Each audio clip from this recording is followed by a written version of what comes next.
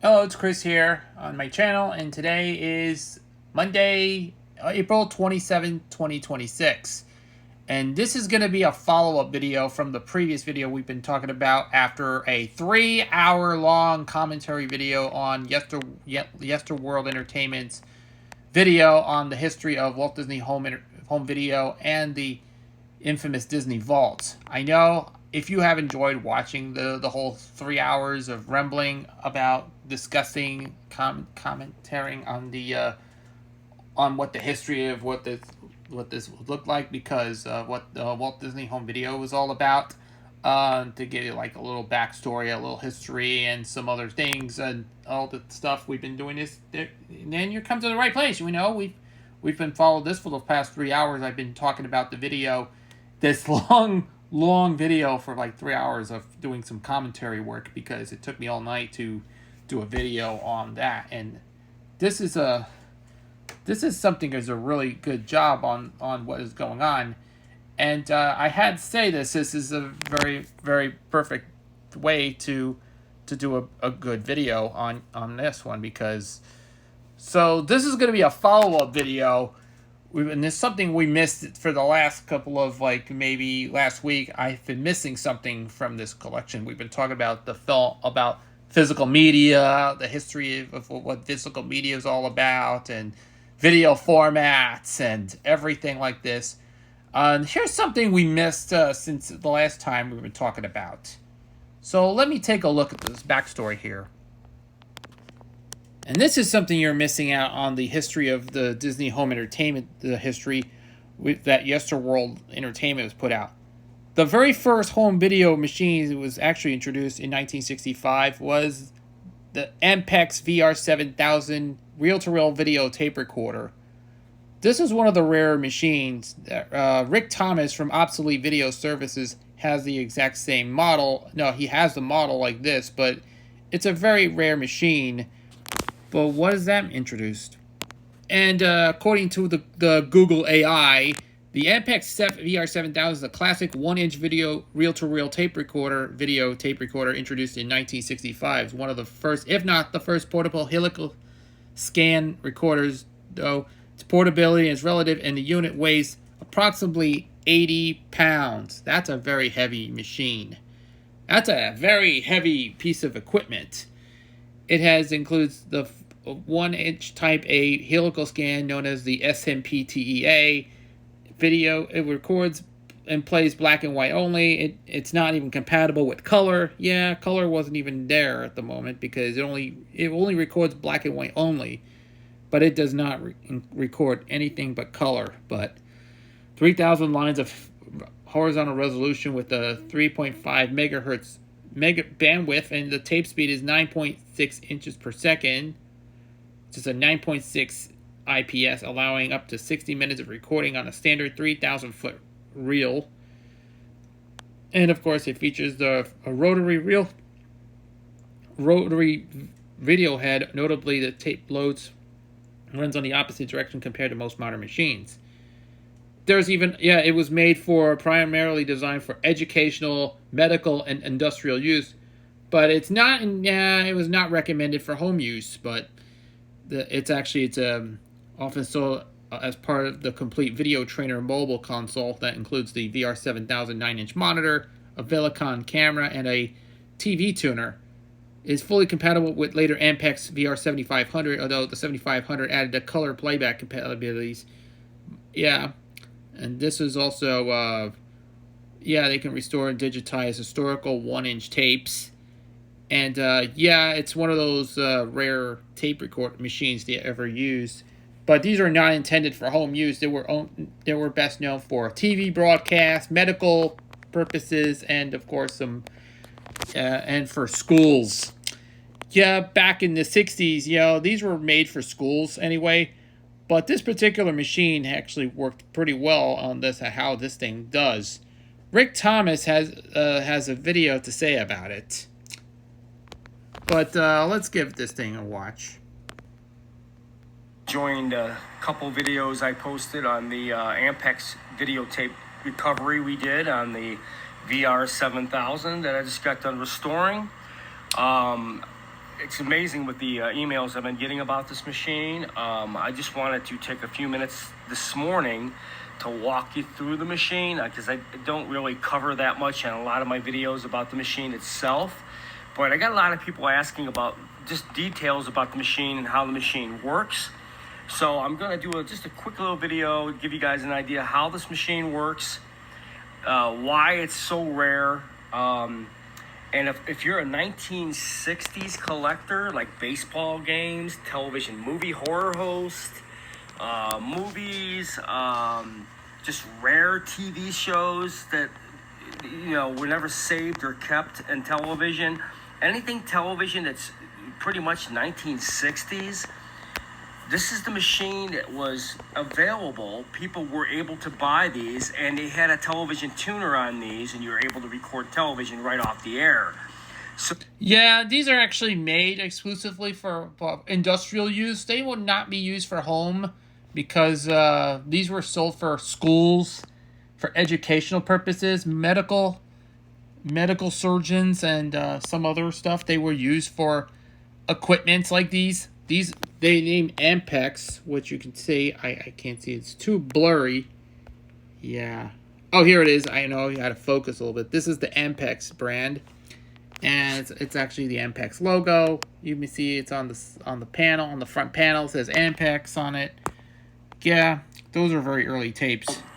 Most stuff in the 1960s, if found, will be on tapes like this from a machine like this. So let's walk you through how this machine actually works. It's a very complicated piece of equipment, kind of unique in a way, but we restored the machine fully. It plays back and it also does record.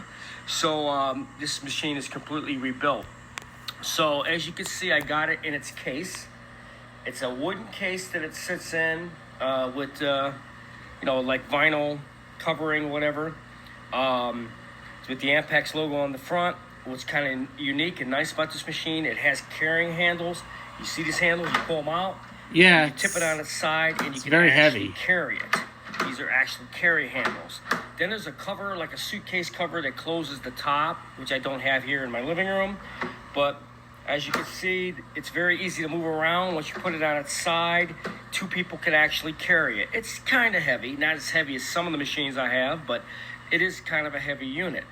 If you walk around to the back, you will see it's got the cutout for the connections, but you also see it's got feet on this part of it as well. So when you flip it up on its side, when you're carrying it by the handles, you could set it down on feet so it doesn't get damaged. Yeah. One thing that's unique about this machine is you got to have you got to know how it actually works.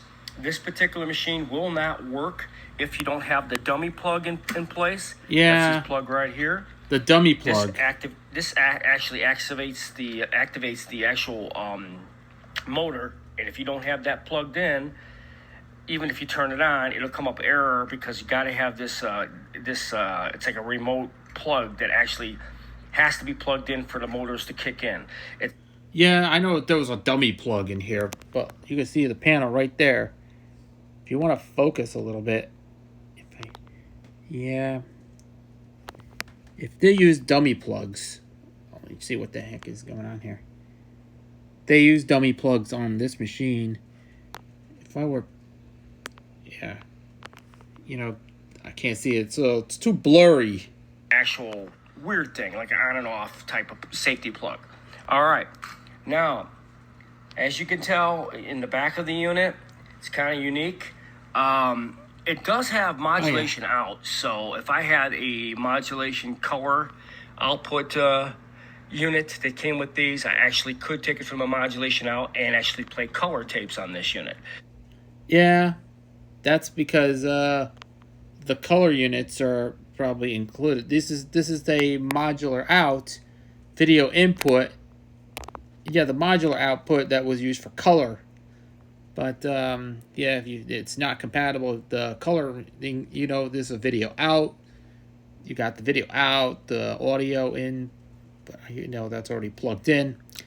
It's got an adapter for a power supply, and there's also speakers. And all this bells and whistles there. But you have to have, there's a color unit, an external color unit that used to come with these machines, and if you actually had it, I actually could play color on this machine on an output. But you know, obviously I don't have it. That's what that modulation out is for. You can actually use you can actually plug a color adapter to this unit.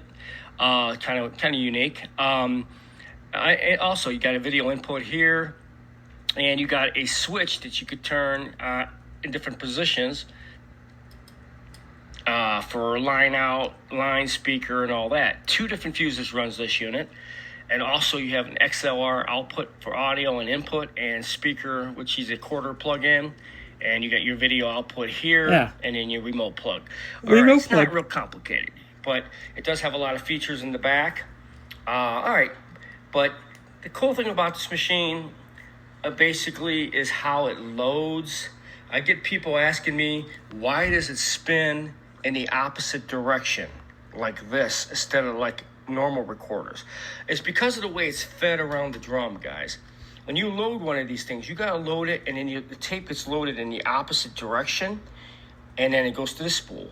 This capstan roller in the front turns in both for tape for one direction that spins them in different directions. So it's the way the capstan's set up for the spindle, and the way it loads is why it turns in one position, you know, to the right instead of, you know, like this. It's going like this. Yeah, but the reason why for this machine is, they're very expensive. They're very rare to find.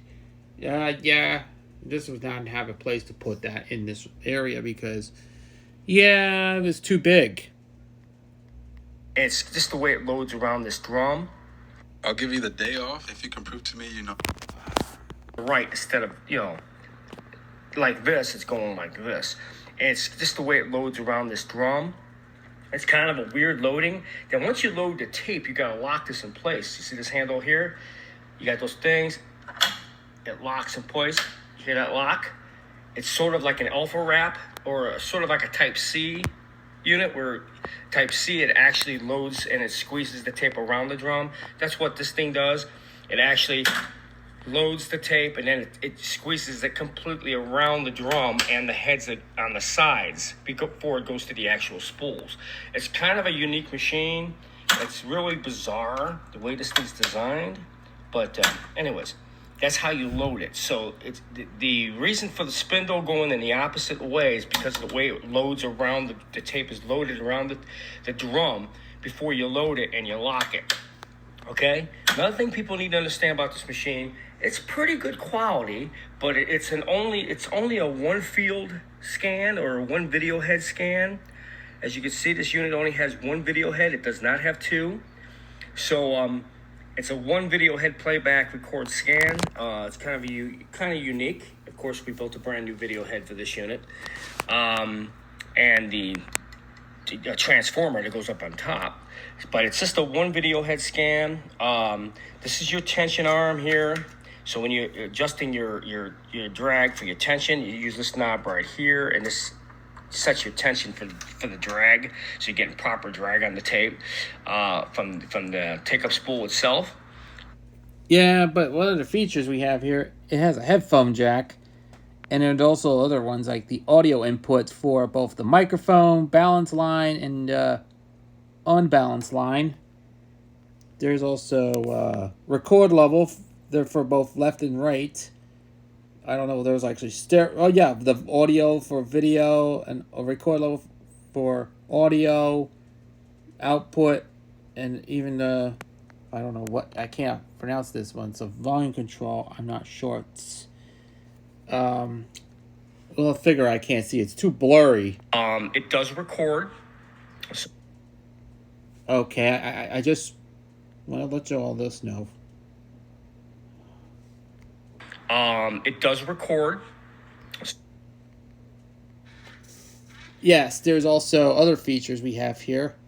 The output level for like a volume control, or the tracking, or the knob for the tracking control. And there's also, just to let you know, you flip these 2 knobs over. And here's actually the big part of this one. the audio and video switch. That's the switch for both the audio video. There's a record button, play button, and stop button. And there's one for rewind, stop, fast forward. All right, you load the tape your counter, and the power switch. The record button, and this will light up in red. So it's kind of unique how that works. That's but a groovy. It does record. It does play back.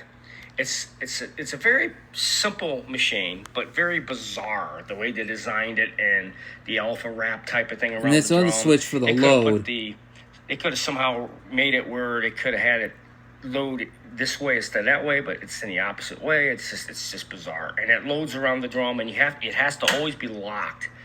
Now this is your locking feature for your the lock two feature side pins, and once you look at it, it locks in place.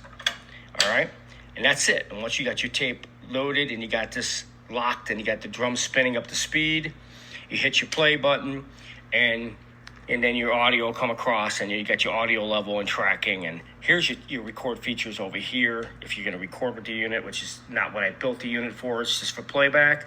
But overall, it's a very, very nice early black and white machine. And if there was a color adapter, you could actually play color tapes on this thing. But you would need the color adapter that came with these Ampexes. And there was only a few color machines made, and they were made, early 70s. I mean, as far as the 60s stuff is concerned, it's probably all going to be in black and white only. I know there was a few color machines made in the 70s, early 70s, so that kind of takes it out of the 60s realm. As far as the 60s, it's all going to be black and white, pretty much. But this one here is convertible to be able to play with a color tape on it. If I had the color output connection box that these things came with, you could go from the modulation out, and you actually could play color tapes on this unit. But well, that's interesting. I've done it. It's not hard to do, but you do need the color. It's a color output converter box that's separate from the unit. This is why you don't know why these are hard to get. As far as 1960s, the stuff that will be found will most likely all be black and white. Yeah, these are all black and white only, like I said before. They made several of these models through the 60s to the end of the 60s, and they were all black and white, guys. So this is a very unique machine. So I hope you guys are enjoying some of the footage I'm posting. But like I said, this machine is completely rebuilt now, and anybody who has it looks like he took tapes from the 60s time. it took about 2 or 3 years to fix this machine. Models, I can actually convert it now. This is why you see some of the stuff I'm working on now. And I'm going to tell you, this took 1 year and 4 months to rebuild. But this has got to be the most gruesome video restoration job I have done in a long, long time. This is just as bad as the Cartrovision machine I'm working on. But this one here, like I said, took a lot we mentioned before on this Yesterworld video. But it's got all brand new components. This is a brand new machine, literally. So, I mean, people here let you know what we do at Obsolete Video Services. We take them from very good working machines, and we recover your footage the best it can possibly be done. So I hope you guys enjoyed this video. Okay, and then, of course, this machine was actually developed in 1965 by Ampex. These Type A machines actually has probably lots of bells and whistles to the feature here. But these are absolutely better, well-built machines, and those were actually used not for the home use. These were made for schools and classroom. These were for classrooms and for medical surgeons. These are actually used this machine. But there were no home video releases at the time back in 1965. You can't get those on home video releases in 1965. Disney did not put these on Type A. Well, they don't have movies on them, so that's kind of weird. Okay, enough said. Let's look at the ones that I missed. And here's what you're missing out. In 1965, Sony introduced the first ever home videotape recorder ever made, the world's first videotape recorder ever made, which is the Sony TCV 2010. And it comes with a built-in TV, which I think it's a portable TV. It has a built-in unit that came with it, as well as the CV2000 reel-to-reel videotape recorder. And this was also one of the very first home video machines that was ever used.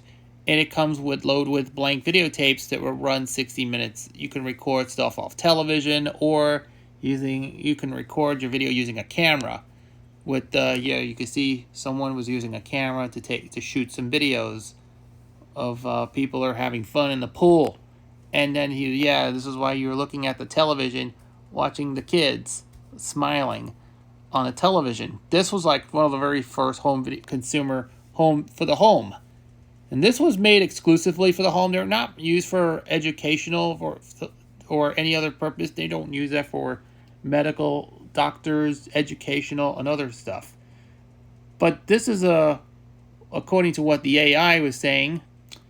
If I was looking through this, it's actually the world's it came out in August 1965. It was actually as part of the world's first series of domestic video tape recorders. It's an all-transistor, black and white, skip-field video tape recorder that uses a half-inch wide-open reel magnetic tape. It's like, like the VHS. The tape width is actually like a VHS tape and actually a half-inch videotape. It came with a standalone. It came with the CV2000, and the TCV2010 was a chess model that combines a video deck with a built-in 9-inch tilting monitor TV receiver in a single leatherette cover carrying case. The recording method, you can record if you utilize a two-head helical scanning skip field process, which records only one field, half a frame of video to conserve video tape space, and marked it as a portable at the time. The unit was quite heavy, weighing about 70 to 75 pounds.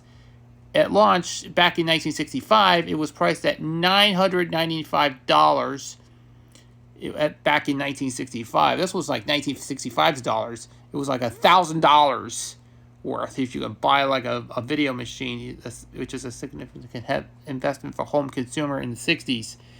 People wouldn't buy any of these machines back in 1965. But unfortunately, there were no home video releases. There were no pre-recorded skip field tapes. There's none of these. You can record off television. You can record shows off TV if you like. Yeah, you get the 60-minute real videotape for a cost of like back in 1965. You can record an episode of The Wonderful World of Color if you watch a Disney program on NBC, recorded on a Sony CV2000 on a TCV2010, which is a console. It looks like a console. It was built with a portable television as a bundle. You can get a bundle of this one because it was bundled with the CV2000 model, and this was like one of the rare home video machines ever made that came out in 1965. Eventually, because it continued it into the late 60s, early 70s, but there were no pre-recorded tapes at the time that were made. Not even Disney or anything. There wasn't, because that wasn't ready at the time. Right before the whole Cartravision that came out, like one of those Cartravision tapes that came out in the early 70s. You remember those? There it is, the Cartravision. Yep, one of the very first home video format was a video cassette, looked like an 8-track tape. It plays like an 8-track. It came out in 72. It never really ever took off, but this was one of the rarest video formats to come out in existence. And that was like, that was the one failure that never took off. There were plenty of movies released on Cartravision. No Disney movies that were released on there. There were no home video releases made by Disney. There's no Disney movies on Cartravision. They also have a cleaning tape. They also have all these stuff, plus the owner's manual by Sears, which is a demonstration videotape, and of course the Roger Ramjet cartoon. Well, I never actually saw Roger Ramjet as a child. And these are some of the movies they included in the set. These are a collection of Roger Ramjet cartoons, the Three Stooges, some other movies they ever put out. It was on a red cartridge that was used for rental. It did not rewind. Oh yes, these are actually the red cartridge. These are the rental cartridge. It's where you can watch a movie The Cartravision tape was become one of the most forgotten format. It never exists as a home video thing. Yeah, the red cartridge is for the rental ones. Yeah, it could not be rewind after you finish watching it. You cannot be rewind. The black cartridge is where you can see the movie is watching after you finish watching. It could rewind, but the red one does. As for rental use, it did not rewind. Yep. See, look at that. There's plenty of titles released on home video on the forgotten Cartravision format. That never really took off. It was a failure. Yeah, they decided to discontinue it by the end of it, by probably around 72 or 73. But Disney never released anything on Cartravision. That's a no-go. So here's what I was missing out on that. And now we're going to take you all the way back to the past. You remember what happened when I watched the video last time when Yesterworld Entertainment made a video on the history of Walt Disney Home Entertainment. And this is one of those reasons why I don't know why the story, as far as I'm concerned about that, this was where I'm missing out. In the very beginning of home video, back in the day, and way back before VHS, Betamax, reel-to-reel videotapes, DVDs, Blu-rays ever existed, back long before that, we're going all the way back to the probably like the 1920s or 1930s. Movie projectors first came out in this picture in the early 1930s when the Kodak was introduced, the format which they entered the projector. So I want to show you something. For example, Kodak introduced the standard 8 or single 8 in 1932 when it was introduced. It's actually the format. It was a standard 8 or regular 8 format to provide more affordable home movie alternative to 16mm film during the Great Depression. These early projectors are characterized by their Art Deco industrial design, heavy metal construction, and metal threading systems. As you can see, this was one of the very early portable little projectors. This came out in the 1930s. And this was the start of physical media, of physical media. The format was introduced as an affordable alternative to 16mm film. And they saw the release of the first wave of consumer 8mm projectors for manufactured like Kodak, Bell & Howell, and Keystone.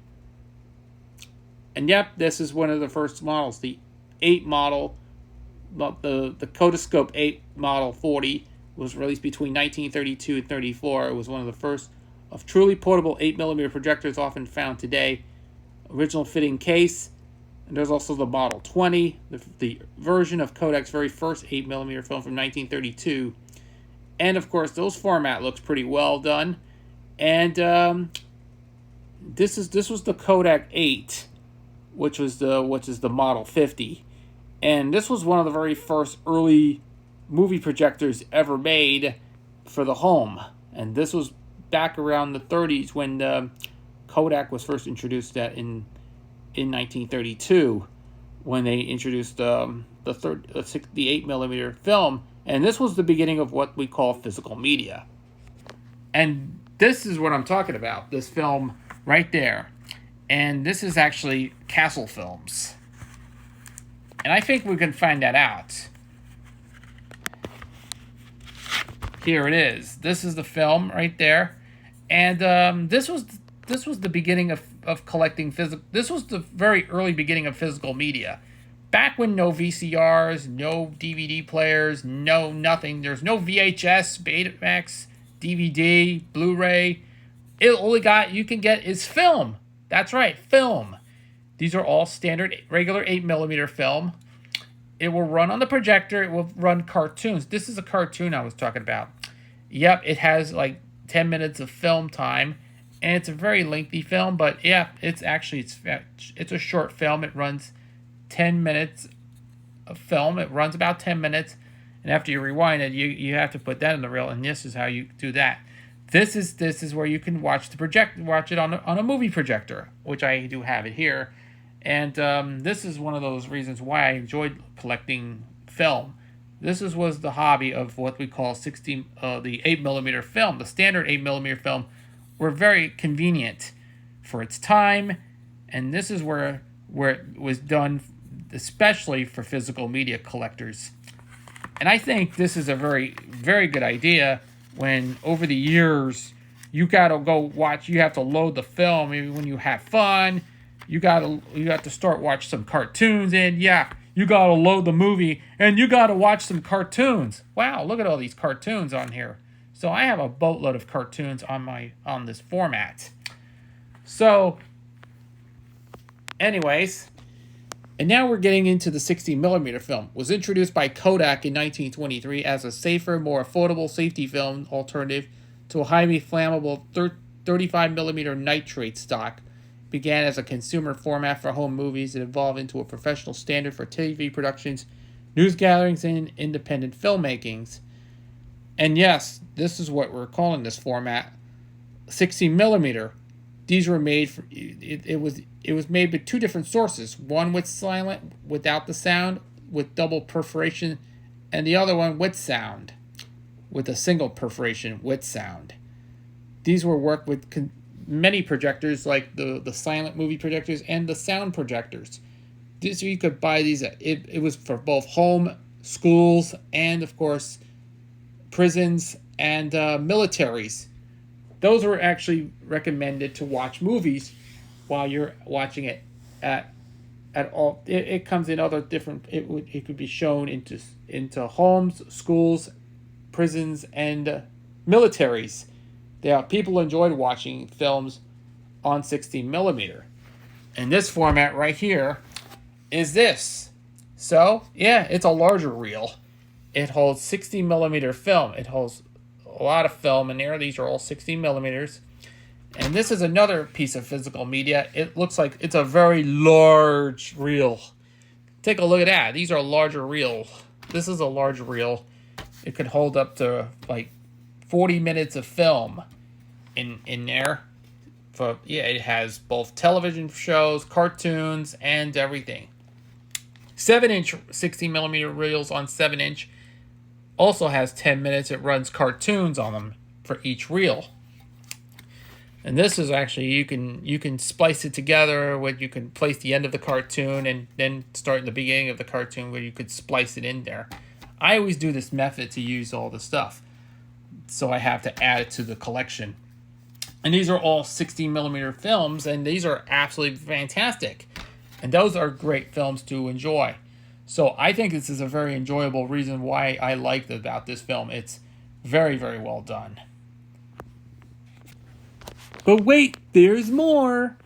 We're getting into the 35mm. It's time to talk about 35mm film. These were mainly used for motion pictures. They were for cinemas and all this stuff. This is the cinema standard, which used everything like the color negative and all the stuff which was made for theaters. These were made exclusively for theaters back in the way back then. They also have 35mm roll of film on camera. These are for camera use, and these are actually the movie film stock that was being used for 35mm movies. This is the interesting standard. But I look in Wikipedia here, the history behind this one will give you a little bit of a backstory. It was introduced in 1880. George Eastman began his manufacturing gelatin dry photographic plates in Rochester, New York, but I'm not going to give you the story behind it. The 35mm projector, known as photorotoscope, was around. That goes back way back to the late 1890s, I believe, late 1800s. And of course, the film process began in one of the very early stages of film. Yes, they introduced the sound format around probably 1920s, 1930s. These were what we call these days. The 35mm format was kind of introduced way back in the early 1900s, late 1800s, early 1900s. That has been there a very long time. These are for cinema use. This was it was made only for movie theaters that use 35mm film, but looks pretty awesome for movie theater goers, and for interesting stuff around there somewhere.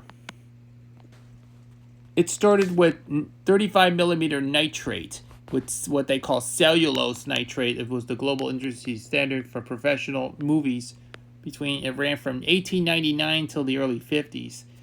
And yeah, it's basically a chemical, dangerous, flammable film. And it's very, very extremely dangerous.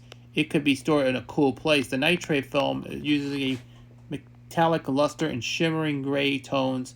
Many modern film stocks struggle to replicate its silver-rich and allowed for exceptional visual depth. But yeah, these are all 35 millimeter films.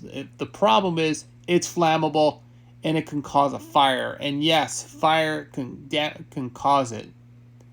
Yeah, it's because 35 millimeter nitrate it causes fire. And you're going to see what happened. Movie theaters have done that. It is flammable. But you have to do is just to take care of nitrate film and put it in a cool place, a cool spot. But you can see 35 millimeter nitrate film has been either considered survive or maybe lost. A lot of these stuff were lost in the shuffle, but it was transferred into 60 millimeter film, which has been transferred from the 35 millimeter nitrate negatives and then put it in a 60 millimeter film. And you had to throw the other one in the trash, and just fire it up, and you'll watch the nitrate film go on fire. And use it as a campfire or whatever it is. But this is the safety film. It was in the early 50s. The 35 millimeter nitrate was replaced by safety film, which I think it has to prevent vinegar. And yes, the nitrate has vinegar odor and all that stuff. It was sticky, gooey, and turned into a fine brown powder. Yeah, it looks like powder or something. That is probably explodes. These are what the problem is. Film nitrate film is destroyed. Yeah, it was one of the deadliest era in Hollywood. But why did they do this? Because of the whole nitrate film has been having problems. Well, enough said. Let's see if we'll continue on. 35 millimeter film is not physical media. These were used for theaters, not for home use. If you buy stuff, 35 millimeter prints of stuff, that was too big. You have 2 or 3 reels and that was made for theaters? No way. If you want to see, if you go get the reels, the 35 millimeter reels only for trailers. So we'll have to look at this thing. I'm not going to go into any detail on that. So let's take a look at the other formats, shall we? And now we're getting into the big one, Super 8 film. It was actually a movie format introduced by Kodak in 1965 as an upgrade to the regular standard 8mm film. It revolutionized amateur filmmaking using easy-to-load plastic cartridge instead of the loose reels, making home movie making accessible for everybody. Yes, these has smaller sprocket holes than the standard one, the single 8 reel has done, like the regular 8mm did, which the picture has smaller pictures because Super 8 has better pictures, has vertical sprocket holes located in the center of each frame. Because the holes are smaller, than Super 8 offers 50% more image space per frame with sharper picture quality. It uses a pop-in cartridge system. The standard regular 8mm must be manually threaded, but this was actually, it used a system to load the cartridge in, but you can watch film. But they still do to this day. They still making Kodak. Yes, current film stocks are purchased for Kodak and specialty retailers. But you can still buy Super 8 film, but Super 8 isn't going away. But these are the use of physical media. But yes, Super 8 is still around. They'll see that Kodak is still making Super 8, but it's still around. But you can still buy these online on eBay. You can get Super 8 film. But even to this day, you can still get Super 8. But here's the film right there. But for your convenience, this is the Three Caballeros. This is the shorter version. I have the VHS tape, which is the full version. This is actually the selected scenes version. This is the shortened version.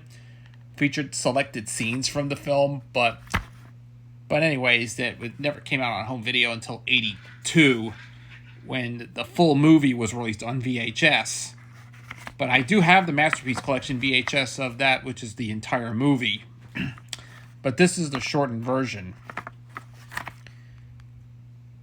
And this is one that maybe Pinkie Pie actually likes this movie. You know, because Pinkie Pie likes Donald Duck. Hi, I'm Pinkie Pie, and I threw this party just for you. Ha! There it is. Pinkie Pie. She's actually like Donald Duck. There it is. Pinkie Pie loves Donald Duck. Okay, enough said. I'm joking. Here's the reel. You can see here's the actual reel of film. This looks actually has the better format than standard 8mm. And yes, the sprocket's a little bit smaller than because the regular 8 has a larger sprocket, but Super 8 has a small sprocket. You can load it to the projector. I actually do have it here. Is a GAF 3000S. Yeah, there's also there are two different formats. One with silent, the other one with sound. They also add a magnetic stripe to the film. During the 70s, they added that little stripe right there. Those little black stripe. These are magnetic stripes they use for their film. This is the one thing you have seen right there. It's basically the sprocket holes over there. The right side, there's actually a magnetic stripe. It's where you can watch Super 8 sound movies on them. But you can also, if you have a blank Super 8 reel with actually sound on it, you can record on it. But yes, it's got a record button if you can't erase it. Yeah, but you must erase it. You ruined it. But this one looks really well done. This one is actually the stripe film that you can see on Super 8. And that's what form I was talking about that. And this is where collecting physical media, Super 8 as part of a physical media format. So that's all we got to say about that, because Super 8 is very unique. I think there's one thing about Super 8. Well, Super 8 is actually better than standard 8.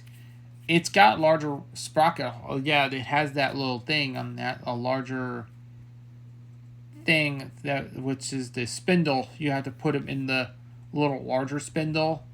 But standard 8mm has a small spindle hole where you can load this movie into projector. The only thing you can do is just turn the projector on. You have to load the film in, just put them on the take-up reel, and enjoy the movie. And once you're finished, you got to rewind the film, put it back in the box, and you're good to go. It says 3 caballeros joined Donald Duck, Jose Carioca, and Mexican rooster Panchito as they sang the spirited song. The trio hops onto the magic syrup, or what's it, a magic carpet from Aladdin, and are to set off the scenic tour showing off colorful Mexico in live action and animation. Yeah, it's one of those Disney live action animated hybrid films from back in the mid 40s. See that? I believe Pinkie Pie is a fan of Donald Duck. Well, if you think Donald Duck is pretty good, what do you think? My favorite is Donald Duck. I like Donald Duck because he's a silly duck, and sometimes he gets into temper tantrums a lot where Donald got frustrated. Hey, Pinkie Pie, what is your favorite movie? My favorite movie is The 3 Caballeros, in which Donald met Jose Carioca and went to Brazil to dance around when Donald met a real woman. And then they met a rooster named Panchito and took a tour around Mexico. The best part where Donald was kissing the girls at the beach. Pinkie Pie, what happens after that scene with the beach and with Donald Duck is funny, was hanging around in the beach and doing other things, dancing around that and having fun. What is it?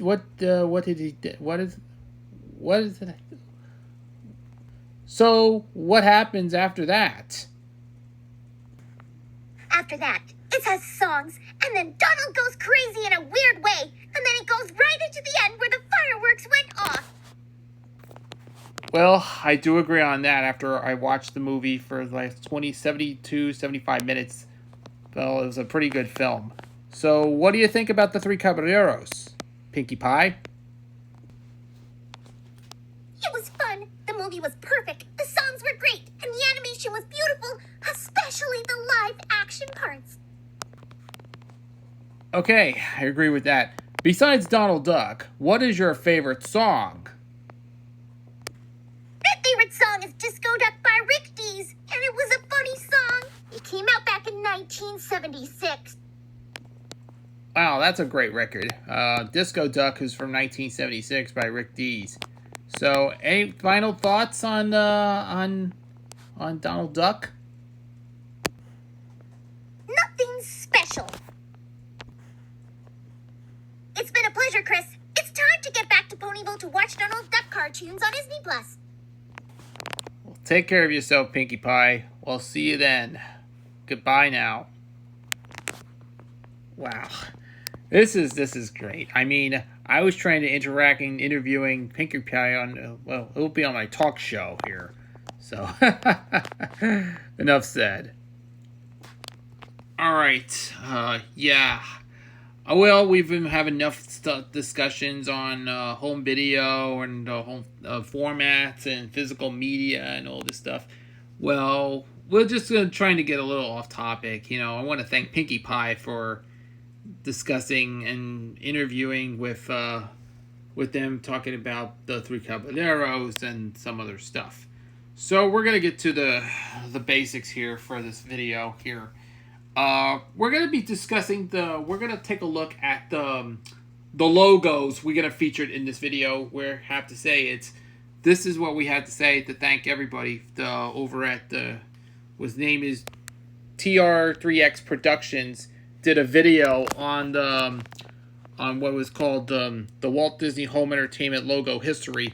Yeah, it's been like 46 years. You know what? 46 years after a 46-year run, yeah, they completely shut down the home video division thanks to its new CEO, Josh D'Amaro, and they got rid of like 1,000 people have got gone from the home video division. And after all the 46 years, you know, Sony handles the distribution to put Disney content on physical media under Sony.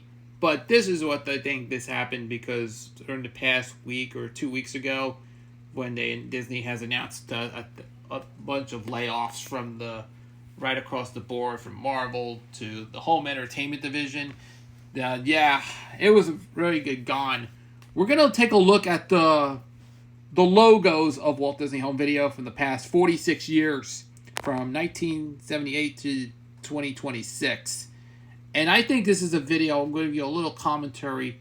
Yeah, this is what inspired by Junior Fan's logo night video, where he made commentaries on the logos and things like that. Yeah, he did a video on live stream. So I want to take a look at some of the logos they had for Walt Disney Home Video for the past 46 years. And I think it's a very good idea to do and talk and make a commentary about it. And I want to hope you all enjoy this video. It's because we're getting into nearly an hour now. It's getting close to get... we're only about halfway into the video here because we're only close to like 10 minutes into the hour because we're getting close to like an hour or so. So if we have plenty of time to see what we unfold this, we'll discuss this right now.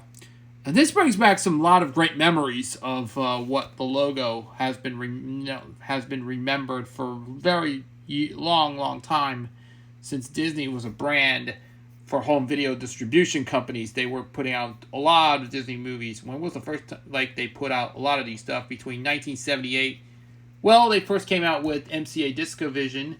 Since in 1980, Walt Disney Home Video was introduced. A first wave of titles of Disney movies released on VHS, Betamax, DVD, Laserdisc, and so on and so forth. But Blu-rays, and even to this day. So now its demise of the home video division has been completely deceased. Sony took over the distribution company, and ever since they continue to put out Disney movies as probably part of Sony. So I'm going to start this video right now and see what the history of this logo would look like. I will talk about it right now at this moment. And now, our feature presentation. Yeah, this brings back a lot of memories. The feature presentation bumper. But, yeah. I can't believe that this was Mark Elliott, you know, the voiceover from Disney, all the Disney trailers and bumpers and promos. That was bringing back a lot of memories to me. So I'm going to take a look at some of this stuff when we watch it over the years. And yes, it was founded in 1978 to release its content on the MCA Discovision format. Later began to release their content onto video cassette, both VHS and Betamax format in 1980. Since the late 90s, they have been releasing their content on DVD. It takes a look back to from around 1978 to now, to 2026. Yes, this was a very nostalgic logo. I was afraid of this logo when I was a kid. Man, this is very nostalgia. The Neon Mickey logo. This is a variant of the they called the Mickey Mouse 50th anniversary logo that was made the inspiration for the Disney. Oh yes, and I can't believe this. This is the Italian variant of the logo, but it's a and this is a much updated version of the logo from this goes back in the day. I was originally afraid of this logo. Like I said, I was usually scared by this logo as a kid. This brings back some memories. Oh yeah, and that's another variant of the Neon Mickey logo with the page flipping over. And hold on. Yeah, I want to skip this ad because of I want to skip the thing because the ad's getting really annoyed. I have to pause it a little bit to apologize for the annoying ads. Yeah, this is why YouTube doesn't like ads. This is but the problem with ads because of their just being annoying. So, anyways, and this is a bumper from now available from Walt Disney Home Video. Yeah, it's a still logo. You can't even see this. This is and there it is. Yes, you cannot even see. And yes, they flipped around. Says the. Oh yes, that says the magic lives on Walt Disney Home Video. Walt Disney Home Video presents. And then there's also a variant of another logo with using the same music from the Neon Mickey logo, where the music comes from. It has Disney Channel and Disney Home Video logo. And this is actually the second logo is based on the that was for the international market was the Walt Disney Home Video logo. They used the opening from Walt Disney TV show from 1981 to 1983, and that brings back a lot of memories. But unfortunately,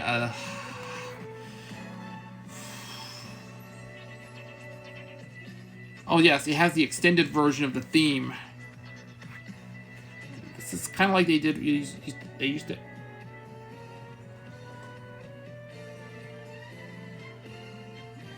Yeah, it's just like the extended version of the Walt Disney intro it was ran on CBS from 1981 to 1983.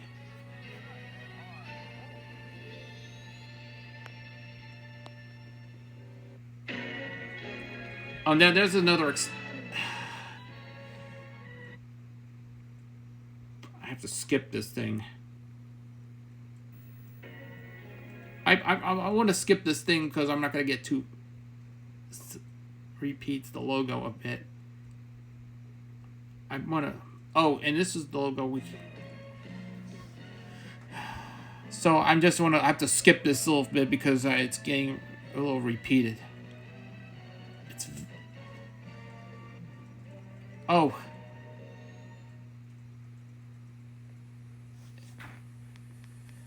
Oh. I just want to go to the fourth logo. I'm trying to get this. Oh yeah, I had to get this thing a little bit. This is for international stuff. This is the third logo from like. Yes, it has. And yes, this was used on the DTV VHS tapes like Golden Oldies, Pop and Rock, and the other one like this is Rock, Rhythm, and Blues. It's like a trio of DTV VHS releases that has this similar opening title. And yes, it's got that boring logo, which was also a placeholder.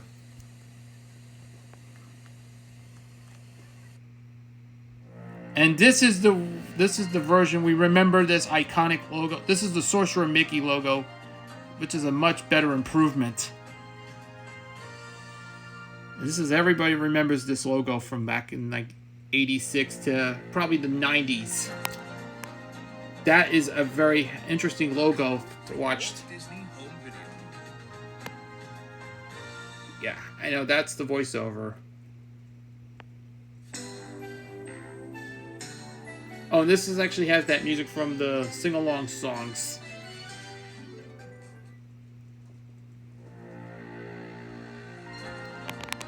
And this is actually what I remember these days. This brings back some memories.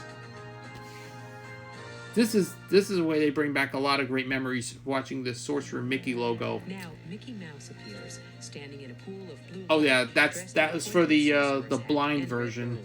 A white star it's a variant. from his hand and spells Walt Disney Home Video. Oh, that's from the. Oh yeah, it has no Sorcerer Mickey logo on there, but this is the most nostalgic logo you've ever watched throughout its entirely run.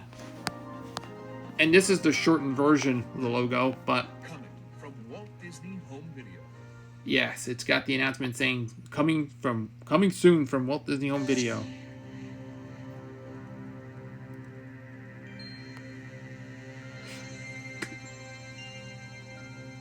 I don't know anything about this. And available now on video cassette.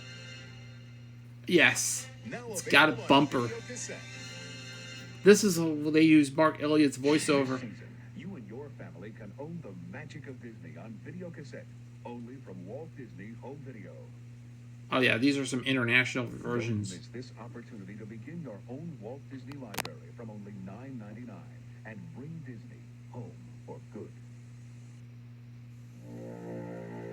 Bring home animated fun. All right, I'm not going to go watch. I'm not going to do these. The magic of Okay, we're not going to show the international variants of this logo, but this is something we not to show you guys. Coming Anthilios? But anyways, to home video. Coming on video cassette this summer. that's from the 101 And Dalmatians coming tape. this fall to home video. Coming soon from Walt Disney Home Video. These are just bumpers. You cannot recall this. Coming from Walt Disney Home Video. Man, this is going back lots of great nostalgia memories. On Walt Disney Home Man, Video. this is bringing back some memories. If I recall this. À venir bientôt de Walt Disney. All right, I'm not gonna watch the foreign international variants of this logo, but I could not go wrong. So I want to skip a little bit further. I had to see if I. Okay. Oh, and this next logo had to be the gold version of the logo. So I'm not gonna play the rest of the video. But like I said, I'm not going to watch the entire history of the Walt Disney Home Video logos. We're going to show you just of the other actual videos that I decided to shorten this video up for time. So I don't want to get doing the same thing we did with the last video with 3 hours worth of home video history. So I'm going to show you what the logo looks like. This is the 7th logo. This is going back to the 90s, I believe. The gold logo. Can't believe this. This is the one version we actually know and remembered. Coming to video. Walt Disney Home Video. Now you can own these hit titles from Walt Disney Home Video. Wow. This is actually going back. I miss some nostalgia logos these days. Yeah, there's the blue variant of the logo. I cannot believe I usually watch movie Back to Memories. Walt Disney Home Video. This was pretty good. I can't believe this is the best way to remember these. This. Oh, and this is the PAL version.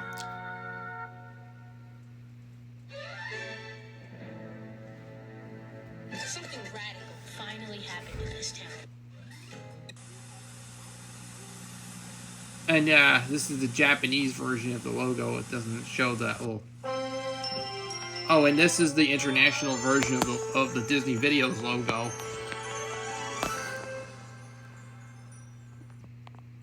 And like I said, I'm going to skip these things because I don't want to watch anything that is actually in the international ones. I always want to focus on the US ones. So I'm just wanted to show you what it is. Yes, the gold Walt Disney Home Video logo actually was the best one of the logos to me. I watched it every time I watched the VHS tapes of every certain Disney movies. It brings a smile to its face, but this was a pretty good idea. The third logo is the one better. I prefer this over the Neon Mickey logo, but yeah, it's probably the one logo you remember. The Sorcerer Mickey logo I would prefer than the other. And yeah, I prefer the gold logo and the Sorcerer Mickey logo. I prefer them over the Neon Mickey logo, but this was probably the best one of the bunch. So, enough said. Let's get there.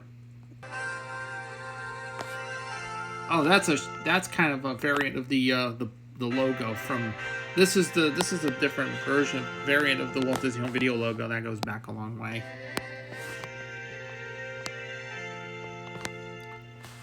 This came out of the Rocketeer. Oh, this is the best. This logo's not bad. This is from 2001 or so. It goes on around to 2006. Pretty good logo. It's not as bad as it seems. And there's actually a darker version of this. Actually a darker variant. Looks really well. This was pretty much. I think over the years it's been important. This is very faithful to the other logos, and I can't believe they put this ever since. Oh, there's another version with a different fanfare.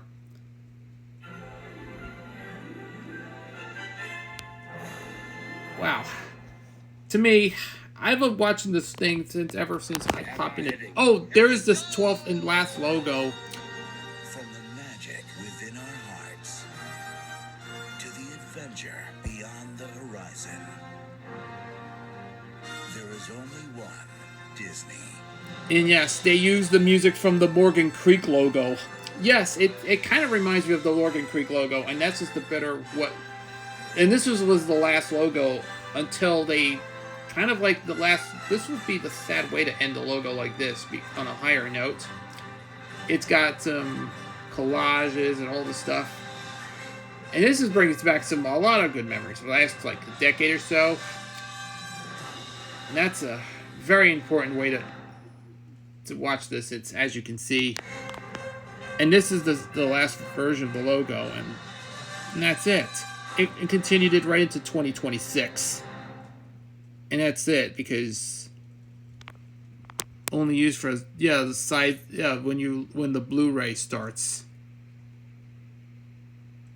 Yeah, this is the background. This is from 2006 to 2022. 2023, I believe. The last one it was used in 2023 and built a new logo for the Disney 100th logo appeared right into and then later in 2024 with the current Disney logo that you see today. And this is the last one. And that's basically it. That's all I could say. It's nothing else I can do. It's the last logo. I can't believe it's very sad to see it go. I think this is the best way to end this logo. I really want to say that this is all I can say is this is the end of the end of an era for Walt Disney Home Video after 46 years. It's been a great ride. You know, everything, they sold it off to Sony. belongs to Sony Pictures Home Entertainment, and I think this was the end of an era for what they did for physical media. Everything, because Disney Plus dominated this. The streaming has been dominated physical media because people don't even care about physical media anymore because they're going back to VHS tapes for nostalgia reasons. It's a very important way to think that, because thanks to all the people, it's been like 1,000 people have been gone from the home video division. So what about that? What's next?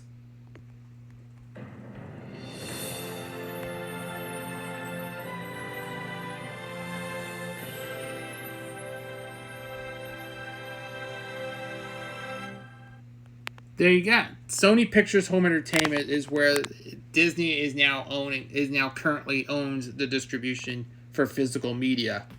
Yes, I think that was it. The end of an era for all the Disney VHS tapes. For years, it's been a great ride. For 46 years, it's been the end of the road. I think it's very sad to see it go, because like I said, and you know what? That's because Josh D'Amaro took over CEO from Bob Iger, and it was completely gone from the company. And after all of the years, it's been for 4 decades. It's been the end of an era for that.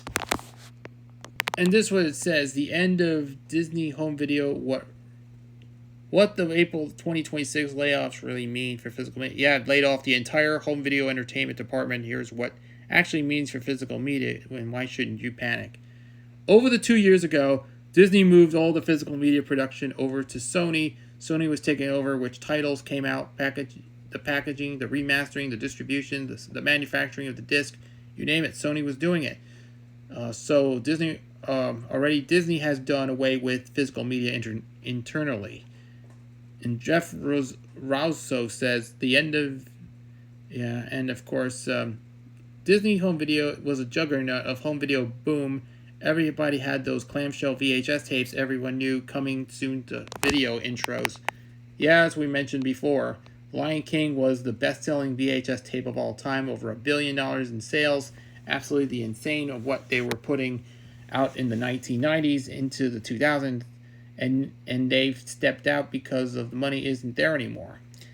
This is why I still have the VHS tape of Lion King, but this is sitting in my collection. But this is the trend that you're going to see across the major studios. Consolidation is already happening. Studio distribution services, the joint ventures between Universal and Warner, which I think because Warner Brothers, which Paramount is also going to own Warner Brothers, but has been around for 5 or 6 years. They picked up Shout Factory and sells everything on gruv.com. Sony has picked up the remastering and distribution for other studios. At the same time, you're going to see licensing explode. Arrow Video is picking up Warner titles. Kino Lorber is getting Paramount and MGM, and Vinegar Syndrome is continuing to expand. I wouldn't be surprised if Disney and Fox catalogs titles starting to get licensed out too. That's what's happening here. Physical media will go back to the hands of Vinegar Syndrome, Arrow, Kino, Radiance, Criterion, TerraVision, Severance, Synapse. The labels, I cannot pronounce it. The labels actually love this stuff. This is nearly $1 billion industry that's gaining around in 2026. It is not going away. And this is the people that came in from there. But anyways, that's basically it, I believe. And then we're going to Steve Hoffman's music forum saying that, this is the way that happened because the home video division has completely 100% shut down. In most places, the CEO has nothing about film. But this is definitely one of the worst times that Disney ever put this out on disc, because I miss Disney as a home video distribution company. For 46 years, it's been like 45 years ever since this thing. It was an incredible ride, because it's sad, very, very sad to see it go. Because, I really want to say there's not much to say, and they laid off a bunch of people. They fired 1,000 employees during the last week or so under Josh D'Amaro, which they just did that as with the new CEO. Like I said, it took over for the Bob Iger. What I think that's this is according to Vulture. This thing is the home video division. They trying to cut back on this. They killed the Disney Movie Club back in 2024. Yep, Disney has shut down this home video division in Australia with the last release of Guardians of the Galaxy Volume 3. And yeah, it's pretty sad. It's very, very sad. I really had to say it's gone for good. I really to say this. It's pretty much the way they did, because everything has changed. Things changed. They laid off the home video division. It's sad. It's very gone. It's not good. I think there's plenty more movies that came out announced on the set that has Disney announced it. So we've talked about that last time. We featured that Yesterworld did a video on the history of Walt Disney Home Video on Yesterworld's. If you watch Yesterworld's video, he was mentioning many times about re-releases of all the Disney films on home video. There was one more release coming out of its sleeve, one more trick out of its sleeve. That is Alice in Wonderland, the new restoration 4K Ultra HD release, which it comes out later this May, I think, for the 75th anniversary of the release of this film. I think they has been released, like how many times they re-released this movie on multiple formats. VHS, Betamax, CED, Laserdisc, everything, DVD, Blu-ray, whatever. I think that they came out like so many times over the years. We've been talking about Alice in Wonderland on VHS. It has been released multiple times, but it was on DVD multiple times, and it has been released all across the board. And it comes out in later this year. But if you don't want to buy this, I'm not going to get this thing on Blu-ray because it's already on Disney Plus. The movie, you can, if you want to watch it, don't get this one. Or if you do, just watch it on Disney Plus if you like. But just enjoy Disney Plus and watch the movie if you want to check it out. So I think by all means, I highly recommend it. This is May. It comes out on May 5th. I'm not buying that one, so I'm just going to tell you, I have the VHS somewhere. Thankfully, I do have it on VHS. Bar none. It's a Masterpiece Collection VHS. This is the VHS tape that I do have. And that's the one VHS tape that I have. It's a 1994 release. And it's printed in 1995. It's actually according to the print date. And these will look like it was factory sealed originally when it was brand new in the box. You can see how much it is.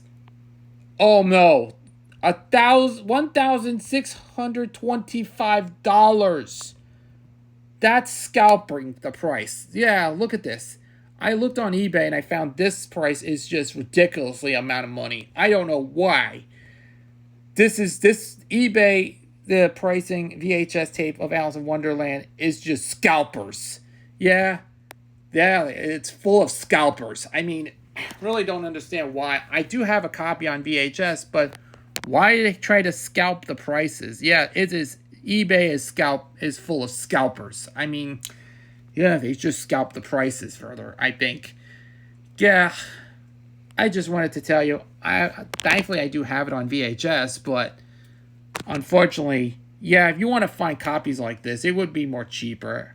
So, at any rate, I'd get this up on that. There's so many versions out there on this in my collection because Etsy, if you're looking on Etsy, they're not that too bad. Like $22. That's not bad for this VHS release. If you find a sealed copy, there's one for $5. That's half the price than the most expensive release on VHS. And there's so many different versions out there. Yeah. If you want to see comparison, Andrew's Movie Corner did very well with these comparison videos. There's multiple versions of the film that came out on VHS, but unfortunately, this is what you expect to see some more home video releases of the film, which I thought this movie was from 1951. But as they mentioned at Disney, it was one of those movies that bombed. I think this movie was released in 1951 as one of the Disney animated movies that bombed, according to what Zach Wolf was saying. The movie did bomb at the box office back in 1951.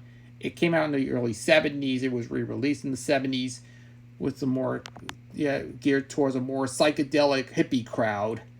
But yeah, if you remember that song, White Rabbit by Jefferson Airplane, if you remember that, it was inspired by Alice in Wonderland. If you may remember that song, White Rabbit by Jefferson Airplane, if you remember, that was back in 1967, if you remember that song.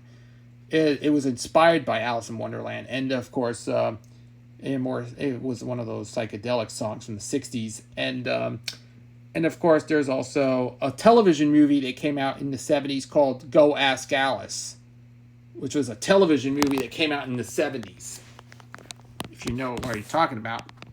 And there it is, a television movie that came out in the 70s in 1973 called Go Ask Alice. It was aired on as part of the ABC's Movie of the Week, and that came out in 1973. It was part of the Wednesday's Movie of the Week show. It's based on the story of, he was involved with the powerful, critically acclaimed drama based on the true life story of a young girl lost in the world of drugs. But this has nothing to do with Alice in Wonderland, and this is it's an anti-drug TV movie event which starred Jamie Smith Jackson. If you want to watch something, the full movie the full movie of Go Ask Alice is on YouTube. It was inspired by the 1967 song by Jefferson Airplane called White Rabbit. But I know if you want to go check this out, this movie was actually a good one, but this is the better film you want to see if you watch referencing Alice in Wonderland, if you watch the film, if you haven't seen the film that has some drug reference, go watch it. And that, my friends, we've come to the very end of this video right there. We're going to stop it right in this video right there. I think it's very impossible to say. We're going to thank you all for watching very much, because I hope you had a great time. And we going deep dive into the Walt Disney Home Video history, the logos, and everything. We've been watching this for the past, close to 90 minutes. I did skip most of the logos. These are foreign logos because of other international variants of the logo, because I had to skip just the US only version. So this is the way I enjoyed watching it. This is the US version of this, just to focus on the USA logos that you see on Walt Disney Home Video releases. And I say thank you all for watching, and I have some great time doing a more two-part discussion. Yeah, last time was a 3-hour video, history of Walt Disney Home Video. It's like the 10-hour video, as we know. It's not 10 hours. 3 hours. Okay, 3 hours long. It's over 3 hours. You have to go back and watch my commentary video on this, because this is what I think. And this is what I had to tell you all about this, and started rambling for the past 3 hours. It's been a great run. I had a blast. So we have the history of Walt Disney Home Video. And I know if you have fond memories of Walt Disney Home Video, have you rent the movie? Have you watched? When was the last time you watched any other movies? Have you seen it on VHS? When was the last time you watched any other Disney movie on VHS or DVD, Blu-ray, Betamax, CED, video disc, laser disc? If you haven't, when was the last time you rent a movie at a video store back in the 80s, 90s, whatever? When was the last time you ever rented any Disney movie? And then when was the last time you watched them? So give me your thoughts. Leave a comment below. And I hope you like and subscribe. And I hope you will enjoy a trip back to some time to looking back and some of the fine memories of Walt Disney Home Video for the past 46 years. And thank you very much for your support. And I think we're going to thank you all for watching this video, a trip look back to memory lane, remembering Walt Disney Home Video, a very nostalgic place to thank everybody to say it was a very fun ride.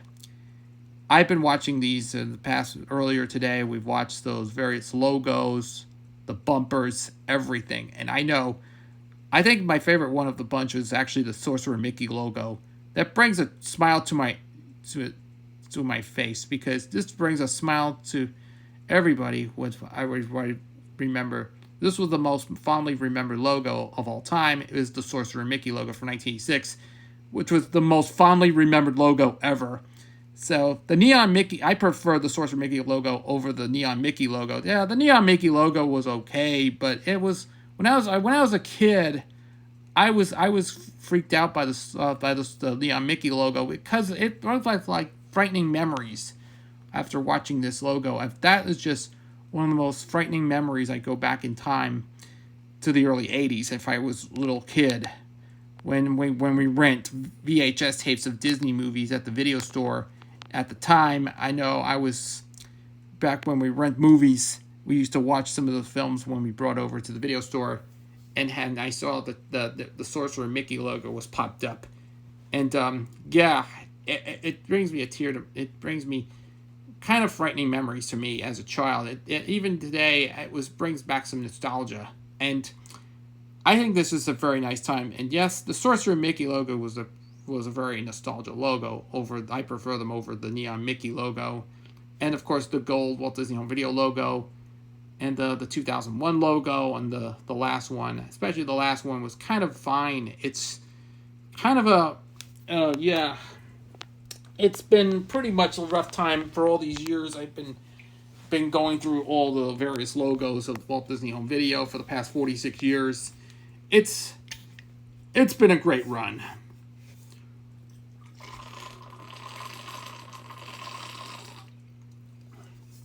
And we go back a little bit further, and just to keep you through the end of their journey, it's been a great ride. So hopefully it'll continue through distribution with Sony Pictures Home Entertainment. Will continue to produce Disney movies on DVD, on physical media from now on, as we stated by the logo. But yeah, I hope one of these days we'll take a look at the commentary on the Columbia Pictures Home Entertainment logo, from that to the Sony Pictures Home Entertainment logo. But we're not going to go deep dive into something else, because yeah, Sony Pictures Home Entertainment originally began as Columbia Pictures Home Entertainment back in 1979, and then in 1982 it was renamed to RCA, Columbia Pictures Home Video, and then in the 90s it was Columbia TriStar Home Video, and then finally it became Sony Pictures Home Entertainment, where we know today.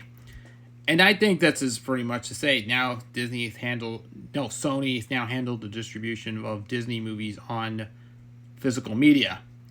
And I say this is it. I can't to say it's done. I have to say we have enough to say about Walt Disney Home Video for a long time, because I want to thank you. Thank you all for watching. If you enjoyed, leave a comment below, like, subscribe, and thanks for watching. We'll catch you in the next video. So we'll see you then. This is Chris, and I'm out of here. We'll see you in the next one. Bye for now.